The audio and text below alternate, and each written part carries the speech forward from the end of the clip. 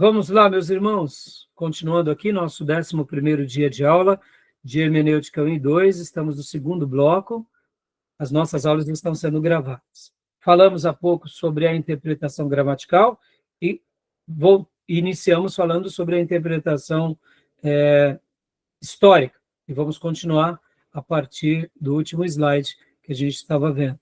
Então, nós lemos aqui o que é interpretação histórica, e agora vamos continuar aqui lendo esse assunto, e depois, por último, iremos para a interpretação teológica. Tá bom? Deixa eu colocar para vocês. Lemos o que é interpretação histórica, e agora vou para o próximo slide. Irmã Beatriz, continua lendo para nós, por favor, filha. Etapas para se determinar o contexto histórico. A. Qual a situação histórica geral com a qual se defrontam o autor e seu leitor? Só uma pausa aqui. Percebam, qual é a situação geral? Ou seja, tem um contexto. E aqui ele vai ilustrar. Pode ler para nós, irmã? Lucas e Teófilo, da introdução do Evangelho. Paulo e a Igreja de Corinto, na primeira carta.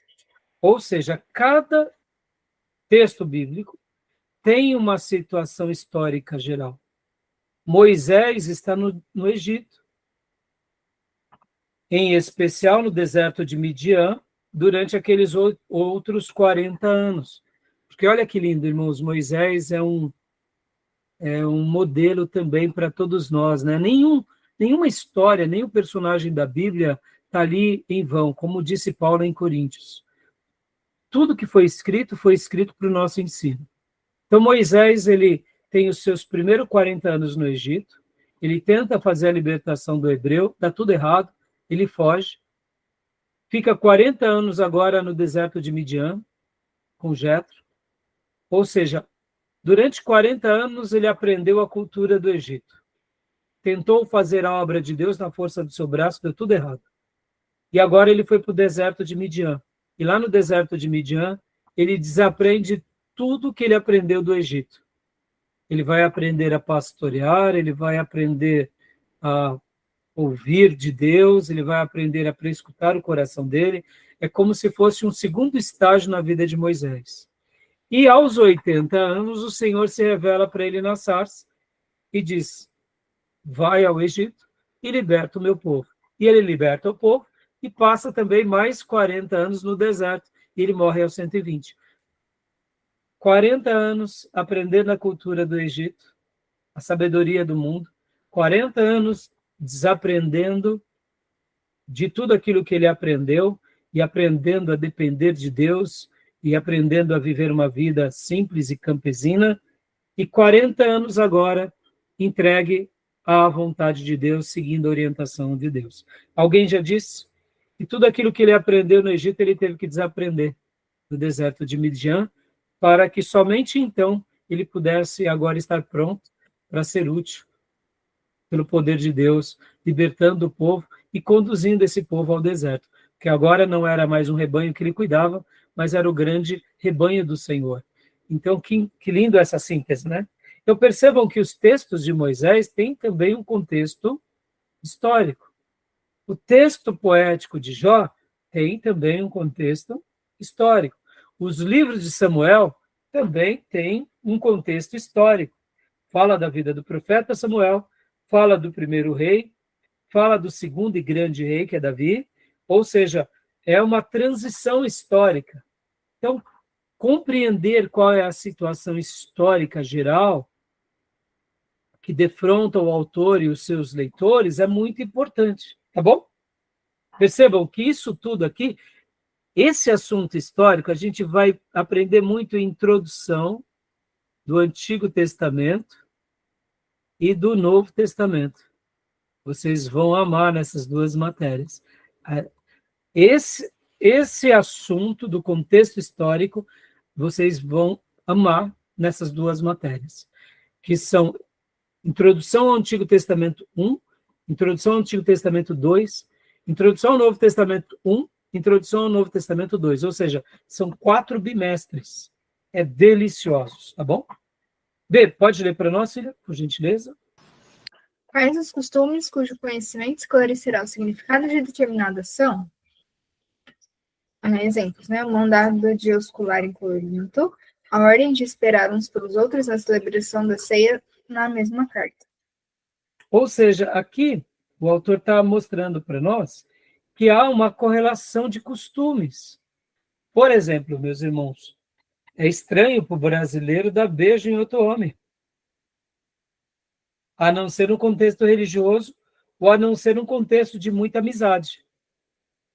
Na igreja é comum nós darmos beijos nos irmãos e nas irmãs. É comum. Mas fora da igreja já não é tão comum.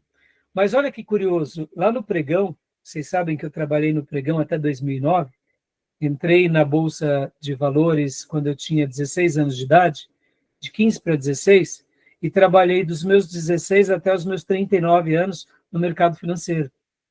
E vi a BMF fechar as portas no ano de 2019, estava lá no último dia do pregão, no último pregão Viva Voz. E entre nós crescemos juntos, né? Eram jovens que cresceram, se tornaram adultos, envelheceram, casaram, né? Então, entre nós do pregão é muito comum a gente se beijar.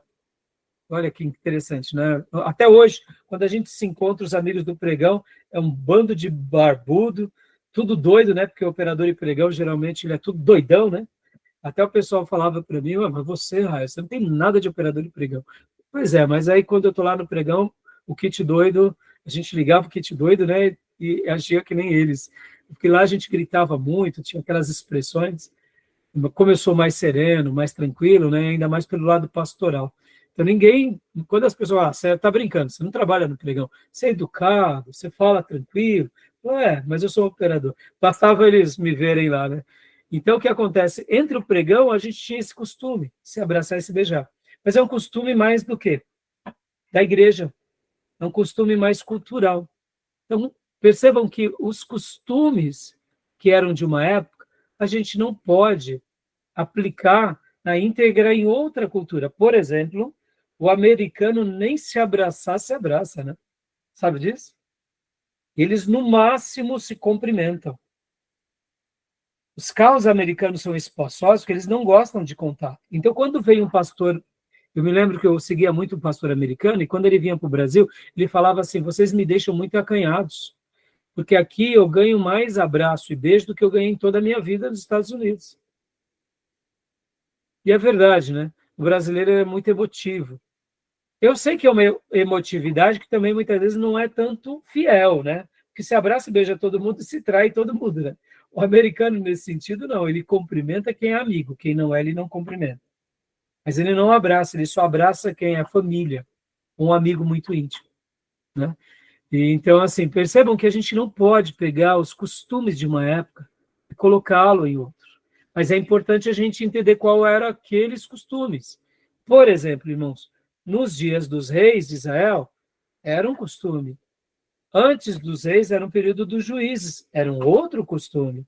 Antes dos juízes era o período de Josué, e depois, antes disso, era o período do deserto, ou seja, costumes diferentes.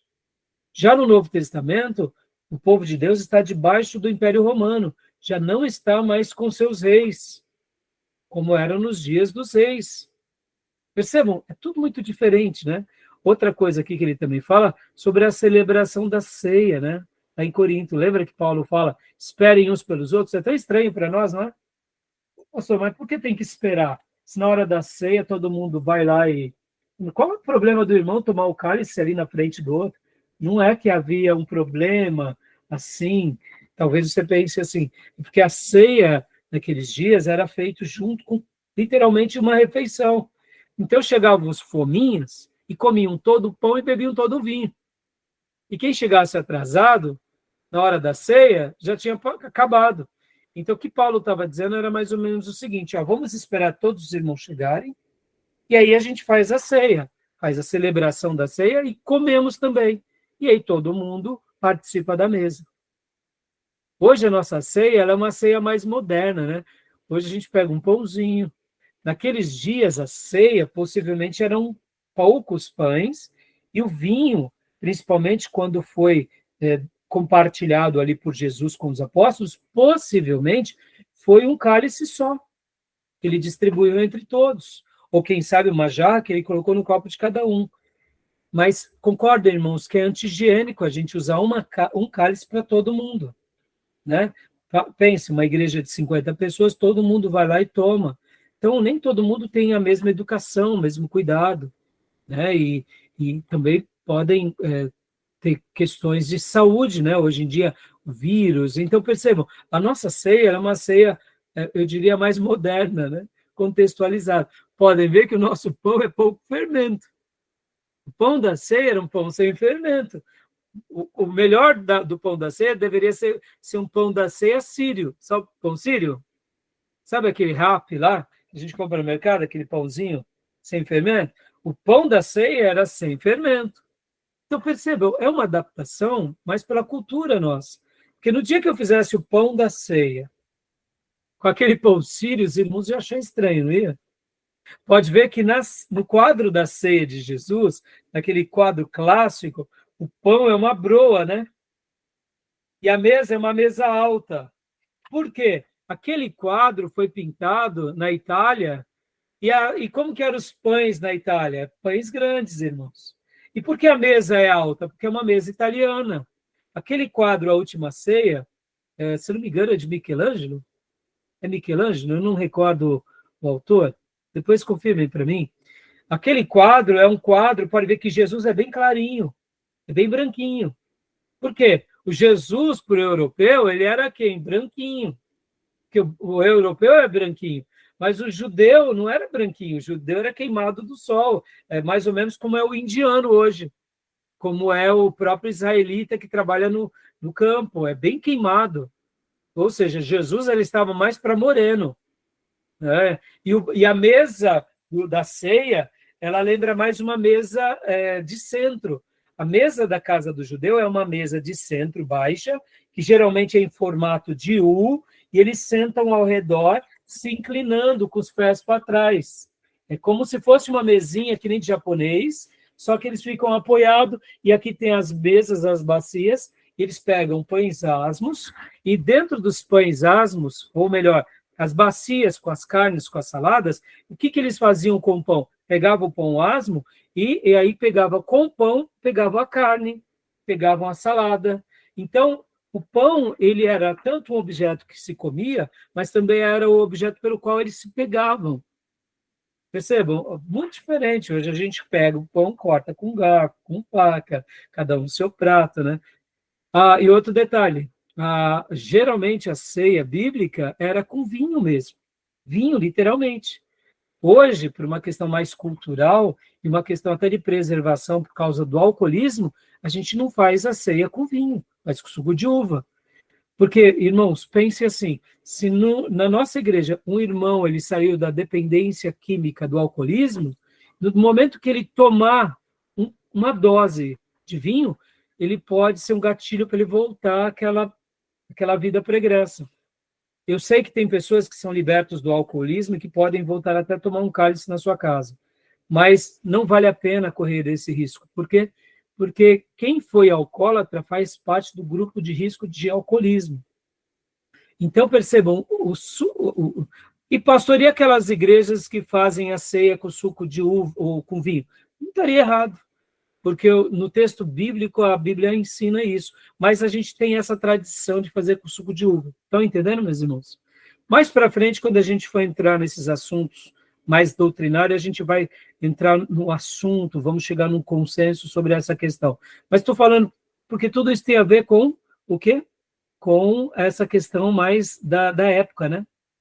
E como eu mencionei para vocês, podem ver que o apóstolo Paulo, ele dá uma instrução em Efésios, o quê? Não vos embriagueis com vinho onde há contenda. A recomendação não é tomar, mas é não se embriagar.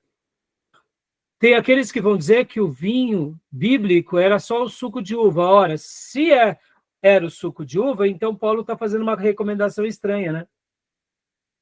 Se a recomendação bíblica de fazer a ceia com suco de uva, E se dizemos que o vinho na Bíblia é suco de uva, tem alguma coisa errada quando Paulo fala sobre não vos embriagueis com vinho. Porque se você tomar água, e mesmo que você morra de coma por água, você não fica embriagado. Se você tomar 10 litros de suco de laranja e tiver uma crise e morrer por causa do suco de laranja, não foi porque você ficou embriagado, porque nenhum tipo de suco embriaga, a não ser que ele tenha o quê? Teor alcoólico. Então, ali a instrução é bem clara, né? E podem ver que a questão da discussão bíblica não é essa. Para o judeu, fazia parte da cultura dele tomar vinho. O problema é que não era recomendado em nenhuma porção da Bíblia a embriaguez, ou seja, passar daquele limite saudável. Porque o judeu na antiguidade, irmãos, tanto a coalhada ou o leite quanto o suco de uva fazia parte, ou vinho propriamente dito, fazia parte até da hidratação. Porque você tem que lembrar que antigamente a questão dos poços não era uma coisa tão frequente. E quando vinha seca e estiagem, entendeu? Então, leite, coalhada, suco de uva ou o próprio vinho fazia parte da cultura daqueles povos, por uma questão até de sobrevivência, né? No vinho você não estraga ele com tanta facilidade, ele tem longevidade, dependendo do tipo do vinho, né? Tá bom? Olha só, então, como os costumes eram importantes para o contexto histórico, tá bom? Essa questão a gente vai falar mais para frente, tá? Tudo bem? Alguma dúvida? Alguma pergunta? Tranquilo?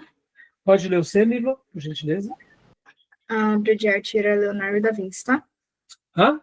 Leonardo da Vinci. Obrigado, Leonardo da Vinci, o quadro A Ceia, né, irmã? Obrigado. Eu tinha falado Michelangelo. Michelangelo também foi outro, né, artista, mas obrigado, filho. C. Como os leitores originais se relacionam historicamente com o autor. A relação entre Paulo, Timóteo e Tito, os romanos e a carta de Paulo. Ainda aproveitando esse contexto, vocês vão ver que na carta de Paulo a Timóteo, Paulo vai recomendar a Timóteo para o que ele faça o quê? Tome um pouco. Lembram disso? O que Paulo fala para Timóteo? Por causa das tuas frequentes enfermidades? Estômago. Mas tomar o quê? Vinho. Vinho. Naqueles dias, em alguns casos, se tinha, não sei por que razão, não conheço a fundo, mas Paulo recomenda a Timóteo, porque Timóteo tinha algumas enfermidades. E nesse caso, para Timóteo, o vinho era uma questão até medicinal. Como o azeite também, além de ser ele ter uma representatividade como uma unção do Espírito, o azeite nos dias bíblicos também tinha conotações medicinais, irmãos. Muitas vezes eles colocavam um azeite misturado com algumas ervas e colocavam sobre algumas feridas. Então, o azeite ele representava tanto o Espírito Santo como um ato de fé, por isso que se ungia a pessoa, mas o azeite também, em alguns outros momentos, vai representar esse outro lado, que é um lado mais, eu diria, mais medicinal, tá bom? Beleza? Então, olha, percebam como os leitores originais se relacionam historicamente com o autor. Tem toda uma relação, não tem? Pode ler, minha irmã? Qual a finalidade explícita de um livro? Qual o motivo da escrita da epístola aos Hebreus? Ou seja, o nome livro aos Hebreus, epístola aos Hebreus, qual é o propósito? Escrever para quem? Para grego? Para romano? O texto já deixa muito claro, né? Estou me dirigindo ao povo hebreu, ou seja, aos descendentes de Éber, né? Porque a palavra hebreu, ela tem uma transliteração que é os descendentes de Éber, que foi um dos pais, um dos antepassados de Abraão. Mas ela também recebe aqueles que criam no Deus, criador do céu e da terra, ou seja, no Deus, criador de todas as coisas. Então, o livro de Hebreus tem essa relação. A finalidade do livro é uma carta dirigida a eles, que, consequentemente, também serve a todos nós, nos edifica. Mas o texto, num primeiro momento, foi escrito para eles, tá bom? Percebam, irmãos, estou gastando esse tempo para mostrar os detalhes históricos, tá vendo? Tudo isso faz parte dos detalhes históricos. Por isso que eu falei que na aula de introdução ao Antigo Testamento, introdução ao Novo Testamento, a gente vai se deliciar, porque vai ter tudo a ver, tá? Essas aulas, tá bom? Beleza? E por último, minha irmã. Quem foi seu autor? Qual o seu ambiente, suas experiências espirituais? O Evangelho de João e seu autor. Percebam, né? Então, João escreve tanto o Evangelho, que é a biografia de Jesus, escreve as cartas, que são primeira e segunda e terceira João, e depois ele escreve Apocalipse. Ou seja, há uma relação específica. São cartas distintas. Uma biografia que serve para todos os povos, são cartas que também vão servir para as igrejas, e aqui é um livro de revelação, ou apocalíptico, que serve para mostrar as últimas coisas. Então, perceba como é interessante essa relação. São contextos, são experiências espirituais, são acontecimentos, né? Um ambiente próprio, tá bom? Tudo bem até aí? Alguma dúvida? Alguma pergunta? Não? Resumo método histórico gramatical. Então, agora a gente vai vir para um resumo. Lembra que eu tinha dito, irmãos, olha, que do método gramatical histórico, talvez por uma questão de didática, fala histórico-gramatical, tá? Eu prefiro método gramatical histórico, tá, irmãos? Mas se convencionou histórico-gramatical, tá? Então, agora a gente vai vir para um resumo dos dois, e lembra que o resumo dos dois coaduna na ideia teológica. Tá bom? Por isso que eu já disse para vocês que quando os livros trabalharem só método histórico-gramatical, também não está errado. O gramatical histórico também não está errado. Mas o pastor não falou da interpretação teológica, mas se subentende que a partir dessa gramática sagrada e dessa história na revelação, que você tem que lembrar que é uma história, que Deus se revela a um povo, a uma geografia, a um contexto, aí se deriva a interpretação teológica. Tá bom? Então, continua para nós, minha irmã, por gentileza. Quando o sentido simples da escritura faz senso comum, não procure nenhum outro sentido, e, portanto, tome cada palavra no seu significado literal, usual, ordinário, primário, a não ser que os fatos do contexto imediato, estudados à luz de passagens relacionadas e de verdades axiomáticas e fundamentais, claramente indiquem o contrário. D.L. Cooper. Ou seja, o que esse irmão está dizendo, o que o Cooper está dizendo aqui, nada mais, nada menos do que um resumo do que a gente aprendeu com Lund e com Berkhoff. Sigam do mais simples, vão para o mais complexo, seguindo aquilo que é usual, ordinário, primário, a não ser quando o contexto e as passagens, elas tenham verdades axiomáticas e indiquem o contrário, ou seja, fundamentais e claramente indicam o contrário. Ou seja, essas palavras podem ser uma metáfora, podem estar querendo significar outra coisa, e aí vocês vão para um outro critério de estudo. Tá bom? Super simples. Percebam, são as mesmas palavras ditas de outra forma. Continua para nós, filha, por gentileza.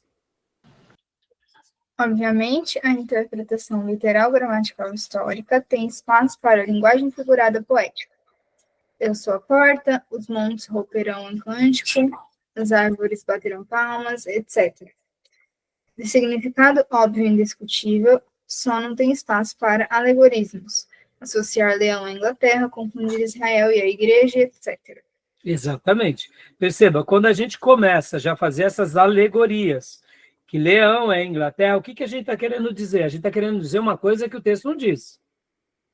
E aí, pastor, será que na história da igreja tiveram pessoas que fizeram isso? O que vocês acham? Claro, você acha que vocês iam perder? No momento, vou dar um contexto aqui, irmãos, histórico. Nós temos Carlos Magno, o Grande, né? Que é chamado Império Carolíngio. O que foi o Império Carolíngio? Na realidade, foi um momento da história da igreja em que o Ocidente, ali onde havia o Império Romano do Ocidente, logo depois da invasão bárbara, essas invasões bárbaras destruíram o Império Romano, ficaram vários reinos bárbaros dominando toda aquela região, tanto da Itália quanto da Espanha, Portugal, Alemanha. E o que acontece? Nos outros séculos, então, veio invasões muçulmanas tentando conquistar ali tanto a Península Ibérica e chegando até mesmo nessa região onde era o Império Romano do Ocidente. Mas, graças a Deus, nós entendemos que Deus, de uma forma ou outra, nos abençoou para que isso não acontecesse. E esses povos, mesmo eles sendo bárbaros, e entre os bárbaros, logo depois vieram os francos, da onde nascem os franceses, vieram os tectônicos ou germânicos, que também nascem o povo inglês e alemão. Então, esses povos, antigamente, num dado momento, eles se unem novamente e criam agora o novo império sacro, germânico, romano, império sacro, império germânico, romano, isso, que é com Carlos Magno. Então, aquela região onde eu estou falando que era antigamente onde ficava ali o Império Romano do Ocidente, eles restauram o império que um dia tinha sido destruído pelos bárbaros, e aí entra o que nós chamamos de Império Carolíngio, né? Então, Carlos Magno, o Carlos o Grande, ele foi esse imperador. E aí ele tenta, de novo, unificar o Império Romano do Ocidente com o Império Bizantino, mas não consegue. Mas fica, de novo, um momento, eu diria, de muita força política e religiosa. Ou seja, nesses dias, a Inglaterra, como a França, ali no meio, um pouquinho nesses dias, eles eram, assim, muito guerreiros. Então, nesses dias, o catolicismo dominava sobre eles e era aquela visão católica romana, vesga para as indulgências, vesga para as relíquias sagradas. Então, muitas vezes, eles faziam leituras bíblicas literalmente como essa mesmo, associando a Inglaterra como se ela fosse o novo leão de Deus na Terra. Aí você começa a entender um pouquinho as cruzadas que vai acontecer 200 anos depois deles. Porque eles eram muito fortes nessa questão. Só para vocês terem uma ideia, irmãos, a França, nesse período histórico, eles se tornaram tão fortes no catolicismo, mas tão forte, que eles pegam a sede que estava lá em Roma e eles literalmente pegam, porque nesse período, olha só, isso a gente não vê, né, na história da Igreja Católica Romana, mas tinham 4, 5 papas, porque tinha um papa em cada região, cada um queria ter o seu papa. Então a França, como ela era o reino franco, ele era um reino muito forte, eles também eles foram lá para Roma, invadiram Roma, capturaram o Papa e levaram a sede do Império Católico lá para a França.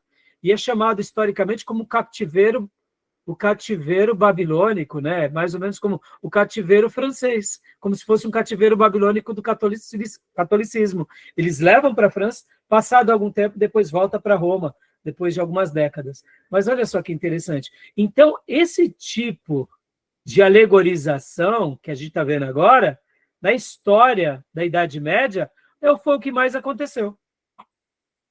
O rei, ele é o imperador, ele é o homem de Deus, ele é ungido. Só para vocês terem uma ideia, esses reis, muitas vezes, eles podiam fazer qualquer atrocidade e eles viravam ainda assim santos. Por quê? Porque eles estavam usando a espada em nome de Jesus. E arranca a cabeça de qualquer um, seja judeu, muçulmano. A história ela é muito interessante, tá bom? Então, percebam que a alegorização é um perigo nesse sentido, tá? Bom, mas entendam que a interpretação literal, gramatical, histórica, ela tem espaço para a linguagem figurada poética. Mas é óbvio, né, que quando chega nesses pontos, a gente já aprendeu. Tudo bem até aí? Nenhuma novidade, né? Continua para nós, minha irmã? Por favor. Claro. Há talvez 0,1% de passagens com sentido poético. Isaías 55:12, os montes outeiros soprarão em cântico diante de vós, todas as árvores do campo baterão palmas, e com uso de figuras de linguagem. Eu sou a porta, eu sou o caminho, etc. Mas sempre há um modo, único e evidente pelo contexto imediato, de interpretá-los de como que honre o literalismo racional. Joia? Então, muito claro aqui, né? Que a gente já aprendeu sobre isso. Tudo bem? Alguma pergunta? Tudo bem? Então, aqui, tá dando para ler ainda, filha? Tá bem pequenininho, né? Mas consegue ler? Sim. Então, continue para nós, por gentileza. Talvez um exemplo esclareça melhor. Se o jornal diz que a educação é o caminho que o Brasil deve trilhar, isso é linguagem figurada, mas todos, de modo simples e imediato, e honrando o literalismo racional, entendem que caminho não é uma rodovia, e que trilhar não é com os pés físicos literais. Todos entendem que caminho, na sentença, significa ação de ser tomada para a salvação do nosso país. Para mim, essa é a interpretação literal racional, literal óbvia e indiscutível dentro do seu contexto. Não há outra interpretação possível. Ninguém precisa entender diferentemente. Semelhantemente, onde Cristo diz, eu sou o caminho, devemos entender que caminho nessa sentença significa acesso, maneira que habilita para a salvação pessoal do inferno e para a adoção pelo Pai, através da fé bíblica e recebimento bíblico do Cristo da Bíblia. Para mim, essa é a interpretação literal racional, literal óbvia e indiscutível, dentro do seu contexto. Não há outra possível, ninguém precisa entender diferentemente. Claro, essas ilustrações, não? Tudo bem? Tranquilo? Joia. Então, aqui, quem consegue ler, deixa eu dar uma folga para a nossa irmã Beatriz. Nossa irmã Elisângela está muito pequena para a irmã? Se tiver, eu peço para o teu irmão ler, tá? Então dá para ler. Ah, então tá bom, por favor. Interpretação alegórica é o oposto do acima. Um alegorista dirá: a palavra eu significa a igreja fulana. Portanto, o que Cristo realmente quis dizer é que a igreja fulana é o único caminho para a salvação. Dá uma pausa aí. Vocês já ouviram alguma coisa assim, dentro dessa, mais ou menos como isso? Só há salvação aqui dentro? Meus irmãos, toda vez que eu estava acompanhando algum pastor, algum pregador, quando eles chegavam nesse ponto, eu falava, que pena, já não vai dar mais para ouvir o irmão. Nem para estar junto do irmão, porque o irmão está entrando num campo agora de uma heresia. É uma pena, não é? Então, perceba, a pessoa muitas vezes nem está fazendo uma alegorização, ele está fazendo uma afirmação. A nossa igreja é a única. Porque a gente aqui está certinho, o outro ali está errado. Mas, geralmente, eles usam sempre ou de espiritualismo, ou de visão, ou de cura, ou de dom, e aí eles tomam proveito naquilo que Deus fez como se eles fossem a última bolacha do pacote de Deus na Terra. É uma pena. Não é verdade? Tá bom? Travou aqui, gente. A internet do pastor travou.